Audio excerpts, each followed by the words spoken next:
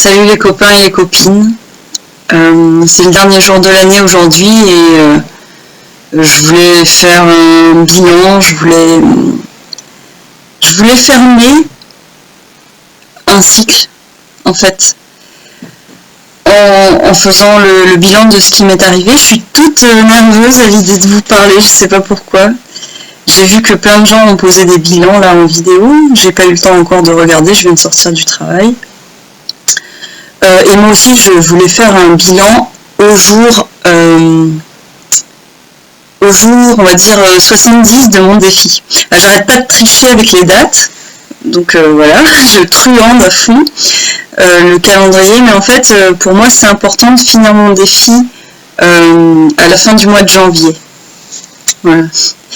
Tout simplement parce qu'en fait, au mois de... Mon copain, il est né le 3 mai, et le 3 mai, je me suis dit que c'était son anniversaire et j'ai pensé à lui très fort et je me suis dit que dans 9 mois à partir de ce jour-là, à partir du jour du 3 mai, il allait m'arriver quelque chose de fantastique et j'allais renaître à moi-même.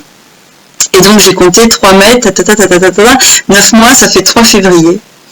Et il se trouve que voilà, j'ai décidé de déménager le 3 février. Et j'ai envie de finir ma saison le 3 février, donc j'arrête pas de tricher avec les dates, et je pense que ça pose de problème à personne. Voilà.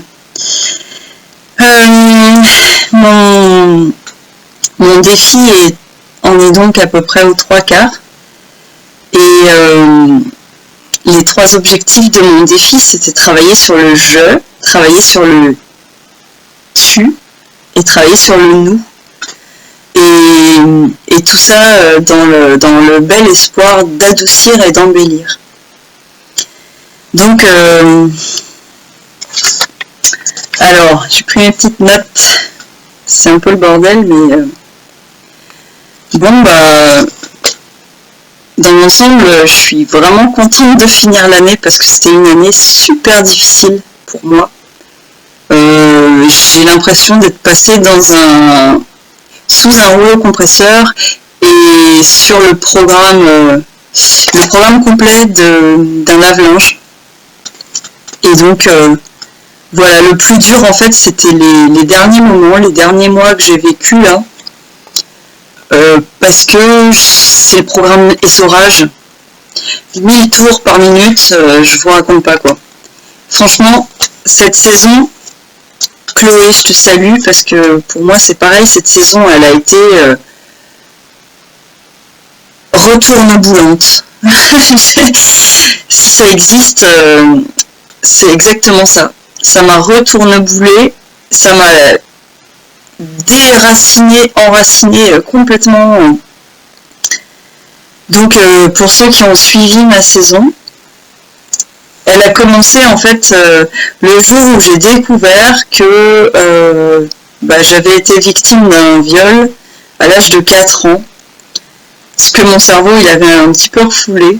Et donc c'est revenu à la surface et ça a été l'objet de ma deuxième saison. Et j'ai traité cet événement qui est remonté à la surface de ma mémoire avec beaucoup de CNV. En thérapie parce que je suis accompagnée par une thérapeute non violente et en fait c'était très dur quoi, vraiment très très très très dur parce que c'était par Skype et là je suis éloignée de tout le monde parce que j'habite en Pologne et je suis restée quand même assez isolée sur moi-même, même s'il y a le défi, mais bon c'est pas pareil quoi. Et je me suis sentie assez isolée et donc de toute façon c'était un travail que je devais accomplir seule et ça a été très très difficile, vraiment dur parce que en fait j'ai complètement pété les plombs, mais vraiment pété les plombs et j'avais cette impression bizarre à un moment donné de ne plus avoir d'inconscient, c'est-à-dire que tout remontait tellement à la surface, non seulement mes propres problématiques mais également des fardeaux des ancêtres. J'avais vraiment cette impression de nettoyer les vies de mes ancêtres et même mes vies antérieures. Alors je vous raconte pas, en fait j'ai vraiment cru plusieurs fois que j'allais être internée en fait. je me sentais très mal et je sentais que je perdais la raison. Donc c'était dur.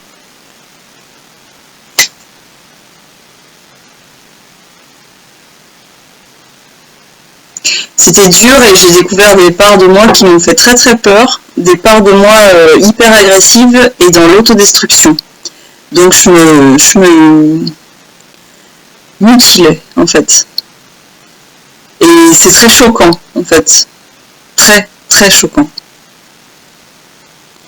Et franchement c'était les derniers kilomètres les plus durs quoi. Une fois que j'ai réussi à sortir de tout ce processus, de ce programme de pré-lavage, lavage, essorage, et ben on se retrouve tout propre et tout sec. Donc voilà, je pense que la thérapie que j'ai entreprise, elle touche à sa fin. Je revois ma psy encore 2 séances et après on se dit bye bye, après je rentre en France, voilà, une nouvelle vie commence. Donc voilà, ça c'est ce que je voulais vous dire dans ma relation avec moi-même. Je me sens nettoyée, purifiée, clean, vraiment clean. Ça n'a fait que confirmer toutes déjà 6 minutes 24, j'ai l'impression de parler pour ne rien dire. Excusez-moi, donc je vais, comment dire, je vais accélérer un peu mon bilan, être plus vivante dans ce que j'ai à vous dire. Donc la CNV, ça a sauvé complètement ma vie.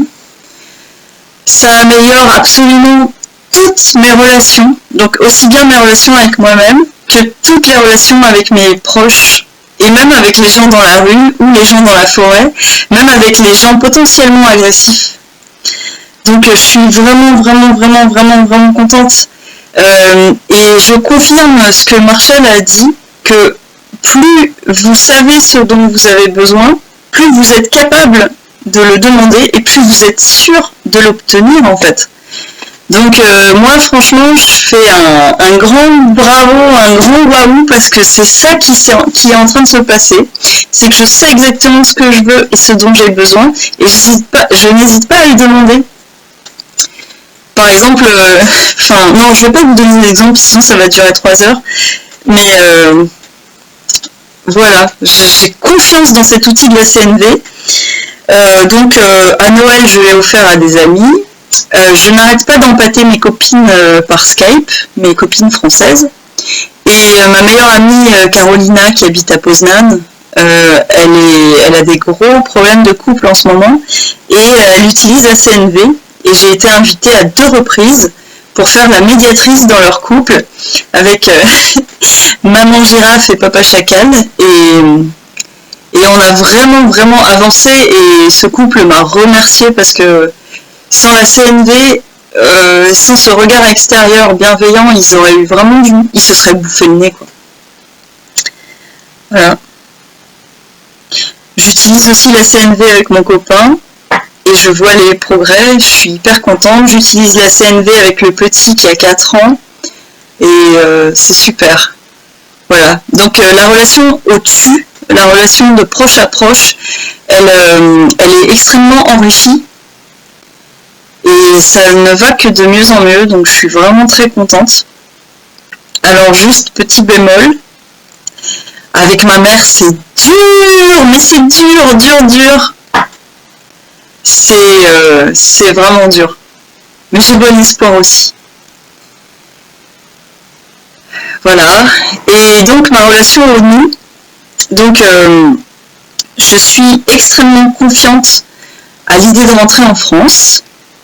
Donc, ce qui me donnerait beaucoup d'estime de moi en France, ce serait de travailler par exemple au McDonald's ou dans les vendanges ou un boulot un petit peu agricole, un boulot physique qui ne demande pas toutes mes capacités créatives et intellectuelles en fait.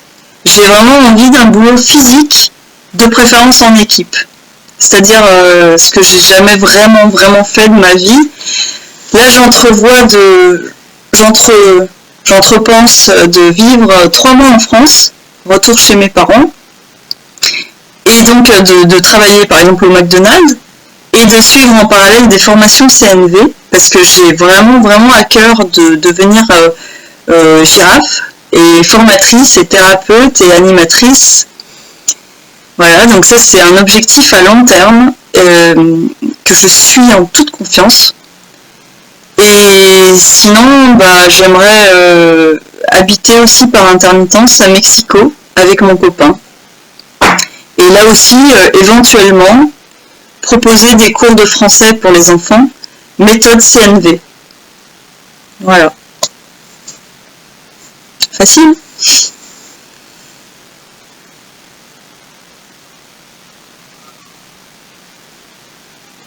Ouais. Donc moi je me vois comme une pacificatrice. Ça c'est clair et net quoi. C'est vraiment le mot. C'est le mot qui me fait sens, qui me fait vibrer, qui me fait résonner. Je veux être pacificatrice. Je veux aider les gens à se sentir responsables. Et je veux aider les gens à avoir des relations épanouissantes. J'ai beaucoup pleuré pendant ma saison 2 là. Disons j'ai pleuré pendant... Je sais pas, je suis nulle en calcul mental, mais disons pendant 70 jours j'ai pleuré. Et là les 5 derniers jours ou les 10 derniers jours je commence à pleurer pour... Putain, je sais pas parler français, ça me saoule. Aujourd'hui c'est une journée difficile. Je la refais. J'ai pleuré pour moi sur mes problèmes pendant 70 jours. Et maintenant je pleure en pensant à la peine que les autres peuvent avoir. Et ce sont des larmes qui ont complètement une autre saveur. C'est des larmes brûlantes, c'est des larmes d'amour que je verse. Je pleure en pensant à la souffrance qu'a subi mon amoureux, par exemple, à certaines périodes de sa vie. Je pleure en pensant à ma maman, et je pleure en pensant à ma grand-mère. Voilà, des larmes chaudes qui sortent comme dans les dessins animés, comme ça. C'est beau. Et je sens mon cœur qui parle. La voix de mon cœur, c'est...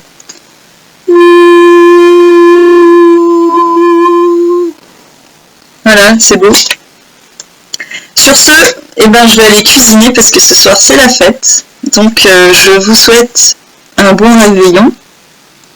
Et amusez-vous bien à fond, profitez bien. Faites de belles résolutions et faites des résolutions précises, comme ça elles vont pouvoir se réaliser. Et je suis de tout cœur avec l'envie qui vous anime. Voilà. Et moi, donc pour 2016, je me souhaite de réaliser mes rêves et d'avoir toutes les occasions à portée de main pour aider les autres. Voilà. Bisous, à bientôt. Bonne année, bon boudin et bon boudin, ciao.